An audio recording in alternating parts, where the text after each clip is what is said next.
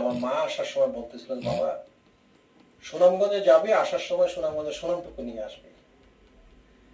তা আমি সেই চেষ্টা থাকবো ন্যূনতম যেন সুনামটা আমি নিয়ে যেতে পারি আপনাদের কাছ থেকে। আমি সবসময় বিলিভ করি সিলেট অঞ্চলের মানুষ খুবই অতিথি পরায়ণ। আমার একটু সুযোগ হয়েছিল, পড়তে গিয়েছিলাম লন্ডন, 1 বছর আমি ছিলাম। সমস্ত সিলেটি বন্ধু বান্ধব আমাকে প্রচুর সহযোগিতা সেখানে করেছে, এবং আমি আসার পর অনেকেই আমাকে কংগ্রাচুলেশন জানিয়েছে যে আমরা দেশে গেলে এই যাবো সেই যাবো। এখানকার মানুষ অতিথি পরায়ণ।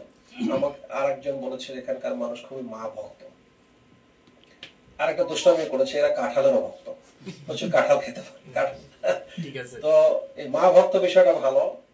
আমার যেহেতু বাবা নেই, আমার মা আসার সময় বলতেছিলেন, বাবা সুনামগঞ্জে যাবে, আসার সময় সুনামগঞ্জের সুনামটুকু নিয়ে আসবে।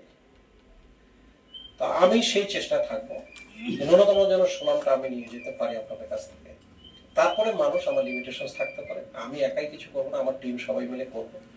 এইটা বিচ্যুতিটাকে আপনারা একটু ধরে নিয়ে আমাকে একটু অনবোর্ড করবেন, সো দ্যাট আমরা সকলে মিলে আগামী দিনের সুনামগঞ্জ, আমি যে কয়েকদিনে এখানে থাকি বা থাকতে পারি, এটা নিজেদের মতো করে সামনে যেতে পারি।